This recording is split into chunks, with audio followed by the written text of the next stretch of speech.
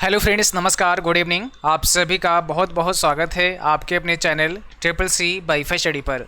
आइए स्टार्ट करते हैं आज के इस क्लास को। आज के इस क्लास में ट्रिपल सी एग्ज़ाम के लिए काफ़ी इंपॉर्टेंट प्रश्नों को शामिल किया है। ये सभी प्रश्न आपके होने वाले ट्रिपल सी एग्ज़ाम के लिए काफ़ी इंपॉर्टेंट हैं। सो आप सभी इस क्लास को लास्ट तक अवश्य देखें। और जो भी साथी क्लास में आ चुके हैं, सबसे पहले आप सभी एक बार क्लास को शेयर करें ताकि और भी बच्चे और भी साथी इस क्लास को ज्वाइन कर पाएँ। इस क्लास को स्टार्ट करने से पहले आप सभी को बता दें, आप सभी के लिए रक्षाबंधन के इस पावन पर्व पर हमारे सभी कोर्सेज़ पर काफ़ी बड़ा डिस्काउंट दिया गया है।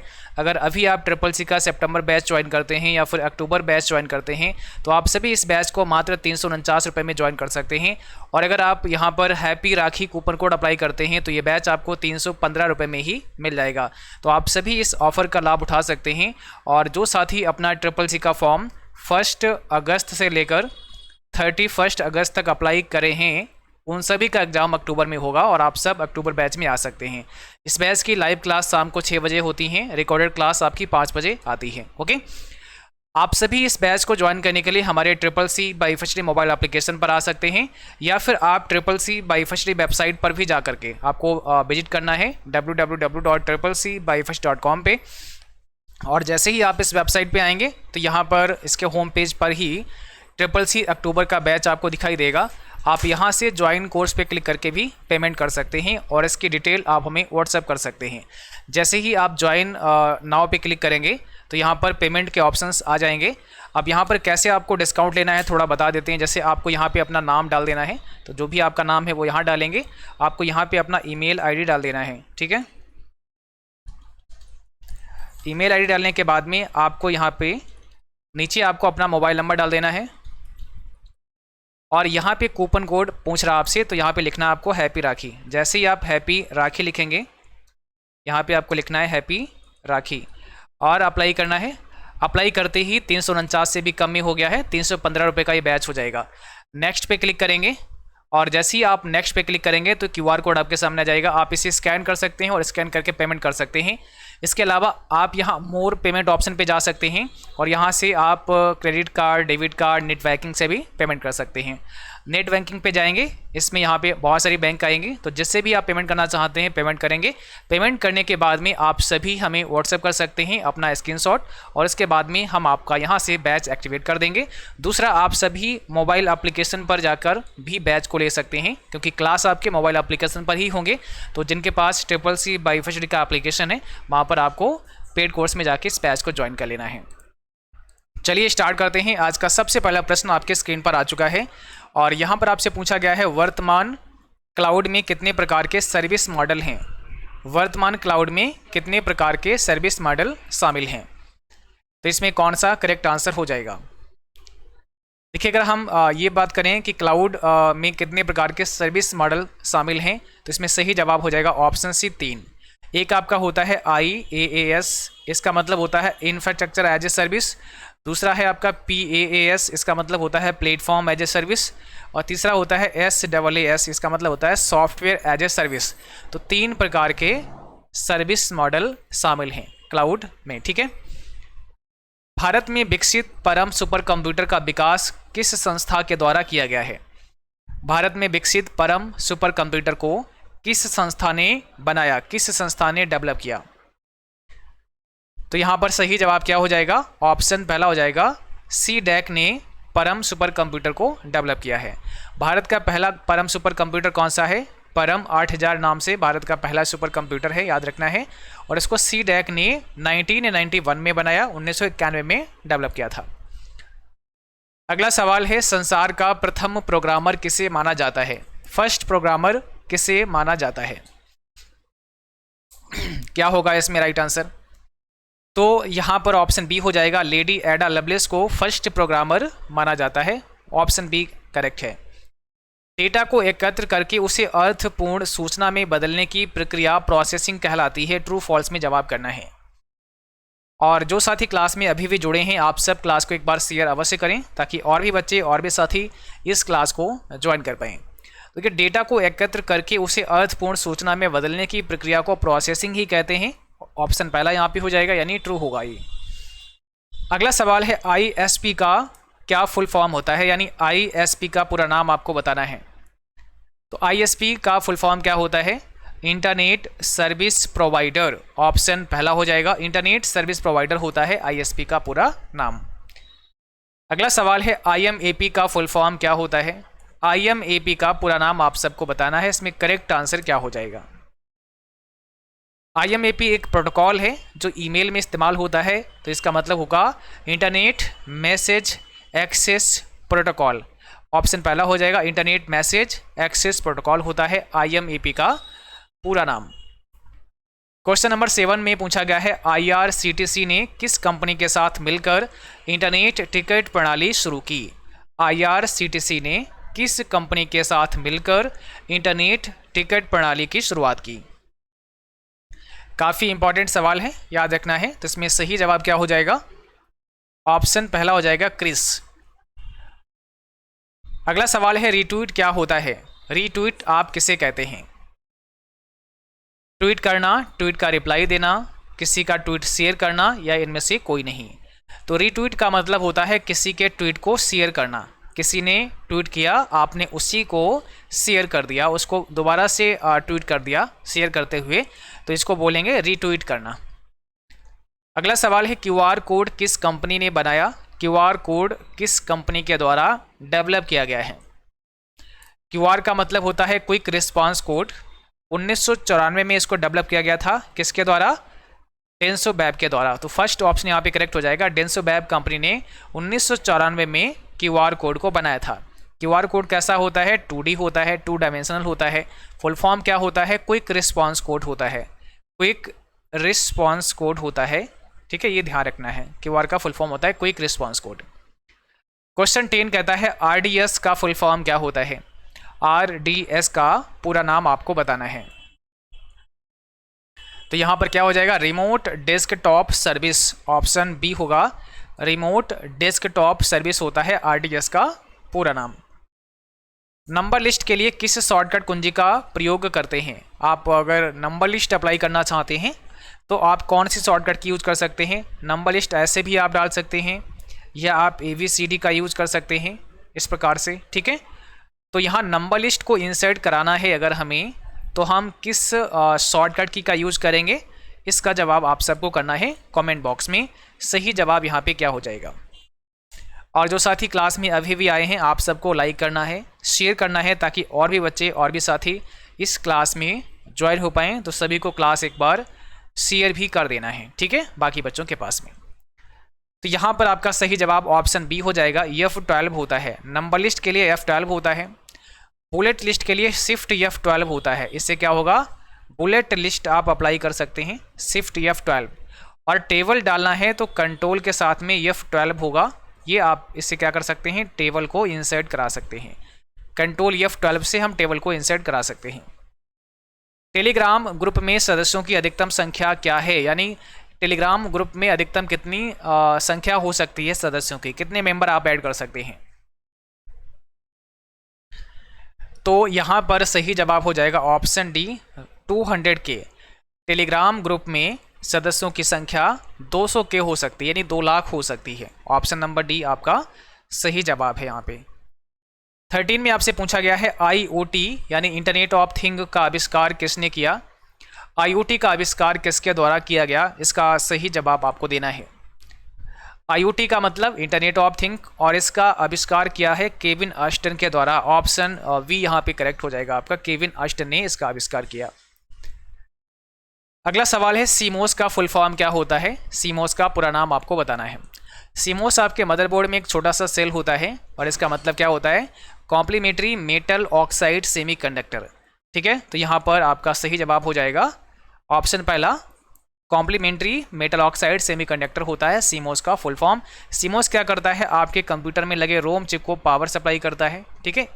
जो छोटा सा एक सेल होता है आपके मदरबोर्ड पर लगाया जाता है। अगला सवाल है हु डेवलप्ड कोबॉल यानी कोबॉल भाषा का आविष्कार किसके द्वारा किया गया? कोबॉल को किसने डेवलप किया? क्रिस मैरी हूपर, जॉन जी कैमनी, डेनिस रिची, या इसमें से कोई नहीं। तो यहाँ पर कौन सा करेक्ट आंसर हो जाएगा? कोबॉल भाषा का आविष्कार किसके द्वारा किया गया है?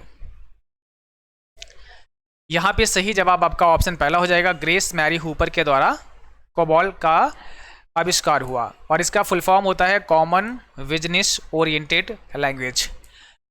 EXE का क्या अर्थ होता है, .exe फाइल का क्या अर्थ होता है? तो ये कैसी फाइल होती है, याद रखना है एग्जीक्यूटेबल फाइल होती है। ऑप्शन सी यहाँ पे आपका राइट है।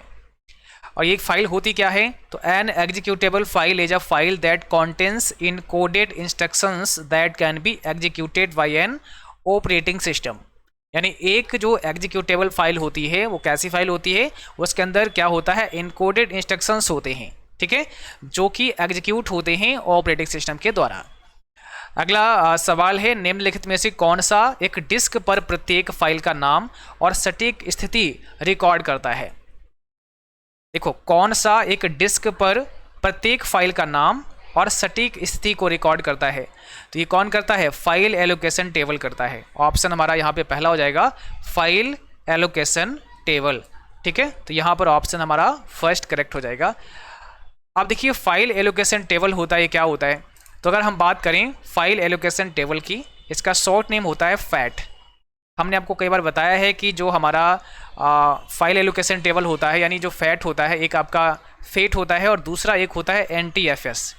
इसको बोलते हैं न्यू टेक्नोलॉजी फाइल सिस्टम, ठीक है। तो यहाँ फैट जो है as a file system developed for hard drive by Microsoft, ये हार्ड ड्राइव के लिए डेवलप किया गया है। Operating system use it to manage hard drive file.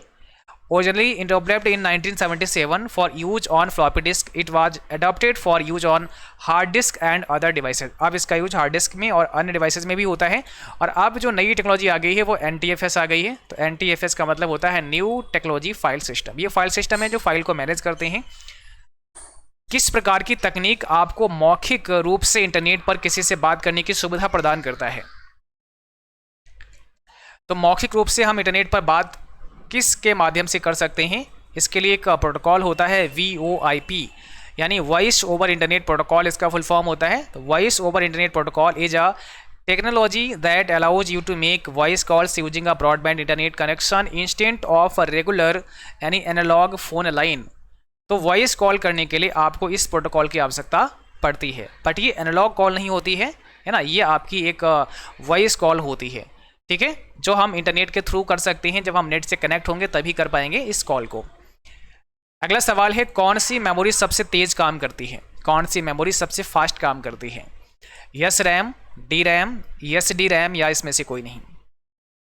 तो इसमें सबसे तेज मेमोरी कौन सी होगी? यस रैम होगी। इसे स्टैटिक रैम कहते हैं। यस रैम को स्टैटिक रैम भी कहा जाता है और डी रैम को डायनेमिक रैम कहते हैं, ठीक है। तो सबसे फास्ट यहाँ पर यस रैम आपकी हो जाएगी। बट अगर यहाँ कैश मेमोरी दे दिया जाए तो कैश फिर करेक्ट आंसर होगा। देखो, अगर हम रैम की बात करें तो आपको पता है रैम मुख्यतः दो प्रकार की होती है, एक यस रैम होती है, दूसरा डी रैम होती है। यस रैम का मतलब होता है स्टैटिक रैम और डी रैम का मतलब होता है डायनेमिक रैम। अगर हम डी रैम की बात करें तो ये भी दो प्रकार की होती है, एक RD रैम होता है जिसे रैम बस डायनेमिक रैम कहते हैं, और एक SD रैम होता है जिसे सिंक्रोनियस डायनेमिक रैम कहते हैं।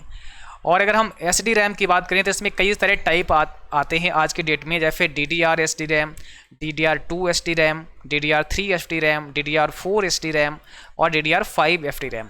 सबसे लेटेस्ट आपके DDR5 है जो 2021 में इंट्रोड्यूस की गई थी। तो DDR5 FD रैम सबसे लेटेस्ट रैम मानी जाती है और अधिकांश आप देखे होंगे सिस्टम में DDR2 या 3 का यूज किया जाता है।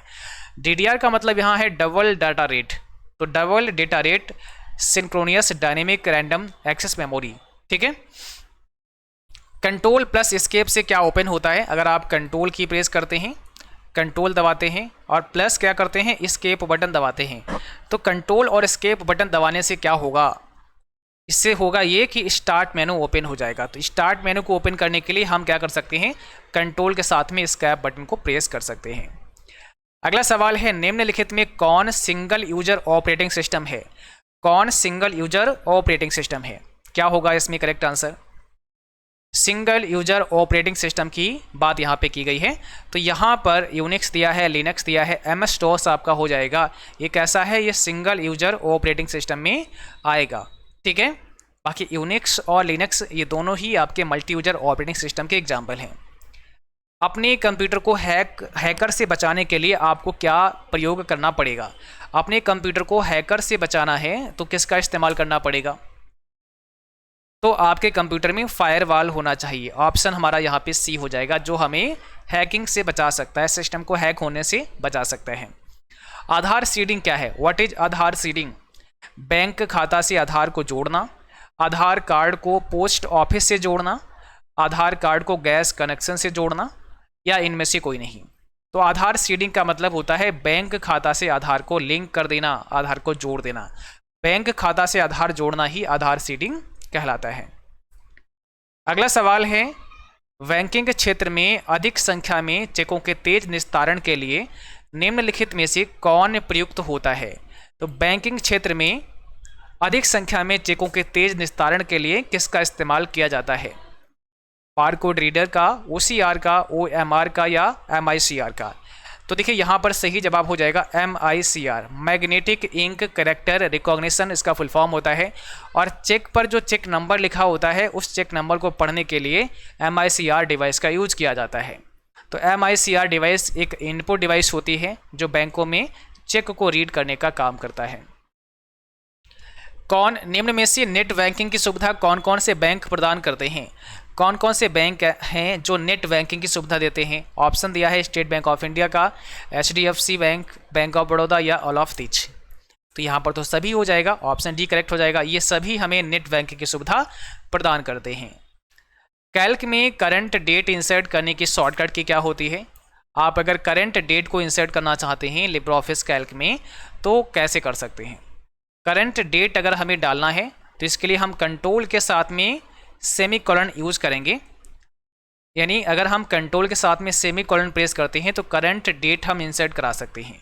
और अगर करंट टाइम चाहिए तो कंट्रोल के साथ में शिफ्ट दबा लीजिएगा और इसके साथ में फिर आपको दबाना है सेमीकोलन, इसके साथ में फिर आपको प्रेस करना है सेमीकोलन। तो क्या होगा, आप करंट टाइम इंसर्ट करा पाएंगे। एक बार हम आपको लिब्रे ऑफिस कैल्क में भी दिखा देते हैं कि कैसे आप इसे इंसर्ट कराएंगे।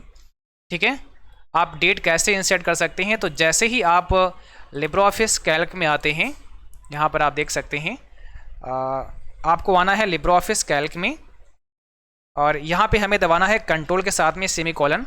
तो जैसे ही कंट्रोल सेमीकोलन हमने प्रेस किया, यहाँ पे आपने देखा आपकी डेट इंसर्ट हो चुकी है। तो आज की डेट यहाँ पे आ चुकी है। और अगर हम करंट टाइम इंसर्ट करना चाहते हैं तो कैसे कर सकते हैं? कंट्रोल शिफ्ट के साथ सेमीकोलन प्रेस करेंगे तो करंट टाइम आपका इंसर्ट हो जाएगा। इस प्रकार से आप इंसर्ट करा सकते हैं। ठीक है, चलिए अगला सवाल आपका है, एम परिवहन किससे संबंधित है? एम परिवहन का संबंध किससे है? तो इसमें आपका राइट आंसर हो जाएगा एम परिवहन का संबंध है परिवहन से, ट्रांसपोर्टेशन से। ऑप्शन नंबर सी करेक्ट होगा। www का फुल फॉर्म क्या होता है? 28 में आपको बताना है www का पूरा नाम क्या होता है, फुल फॉर्म क्या होता है। तो इसका फुल फॉर्म होता है वर्ल्ड वाइड वेब। ऑप्शन यहाँ पर पहला हो जाएगा, वर्ल्ड वाइड वेब। ईमेल में किसी संदेश को डिलीट करने पर वो कहाँ रहता है? जब आप ईमेल से किसी संदेश को डिलीट करते हैं तो वो कहाँ पर स्टोर हो जाता है? तो जैसे ही किसी संदेश को आप डिलीट करोगे वो ट्रेस में चला जाएगा और आपको पता है 30 डेज तक ट्रेस फोल्डर में आपका ये मेल रहेगा। यानी जो डिलीट किया है वो 30 डेज तक ट्रेस में रहेगा, उसके बाद में वहाँ से डिलीट हो जाएगा। किसी स्लाइड को आप कैसे स्टॉप कर सकते हैं, कैसे रोक सकते हैं? तो किसी स्लाइड को कैसे स्टॉप किया जा सकता है? ऑप्शन यहाँ पर बी हो जाएगा, एस्केप बटन को दबाएंगे और वो स्लाइड हमारी स्टॉप हो जाएगी। और अगर हमें स्लाइड शो करना है तो F5 की प्रेस करेंगे, करंट स्लाइड शो करना है तो शिफ्ट F5 प्रेस करेंगे। तो शिफ्ट F5 से करंट स्लाइड शो हमारी शुरू हो जाएगी, मीन जिस स्लाइड पे हम हैं वहीं से स्लाइड हमारी स्टार्ट हो जाएगी। तो यहाँ पर आपका ऑप्शन बी करेक्ट होगा। ठीक है, चलिए आज का क्लास बस यहीं पर समाप्त होता है। उम्मीद करता हूँ क्लास आपको अच्छा लगा होगा। क्लास अच्छा लगा हो इसको लाइक करना है, शेयर करना है। और जो साथी अभी CCC का बैच ज्वाइन करना चाहते हैं तो फटाफट से अभी आप बैच ज्वाइन कर सकते हैं। अभी इस बैच को मात्र 315 रुपये में ही ज्वाइन कर सकते हैं। ओके, बहुत सारे बच्चे ऐसे होते हैं जो कहते हैं सर हम अभी फ़ोन पे, पेटीएम या गूगल पे नहीं चलाते हैं, तो आप किसी और से भी पेमेंट करवा सकते हैं। तो इसके लिए सबसे बेटर ये होगा कि आप CCCbyfetch.com पर विजिट कर लें। और जैसे ही आप इस वेबसाइट पर आएंगे तो यहाँ पर आपको मिलेगा CCC अक्टूबर के लिए बैच। यहाँ पर आपको देख लेना है, आप CCCbyfetch.com पर ही विजिट करें। ठीक है, और यहाँ पे अक्टूबर बैच आपको दिखाई देगा। तो इसके बाद यहाँ ज्वाइन कोर्स पे आप क्लिक करके, जैसे मैंने बताया वैसे आप यहाँ से अपना नाम, ईमेल आईडी, मोबाइल नंबर और कूपन कोड लगाएंगे तो यहाँ पे डिस्काउंट और मिल जाएगा आपको थोड़ा सा। उसके बाद में आप पेमेंट करेंगे, उसका स्क्रीनशॉट मुझे हमारे व्हाट्सएप नंबर पर आपको भेज देना है, और जैसे ही आप स्क्रीनशॉट शेयर करेंगे तो यहाँ से आपका बैच एक्टिवेट कर दिया जाएगा। ठीक है, बाकी जिनके पास में सुविधा है तो आप अपने मोबाइल फ़ोन से ही एप्लीकेशन पर जाकर बाय नाउ पे क्लिक करके भी पेमेंट कर सकती हैं, और वहाँ से भी आपका बैच एक्टिवेट, वहाँ पर पेमेंट करते ही तुरंत एक्टिवेट हो जाएगा, बट यहाँ से करेंगे तो हमें यहाँ से एक्टिवेट करना पड़ेगा, तभी आपका बैच एक्टिवेट हो पाएगा। ओके, तो आज के लिए बस इतना ही, मिलते हैं अगली क्लास में, तब तक के लिए थैंक यू, बाय बाय।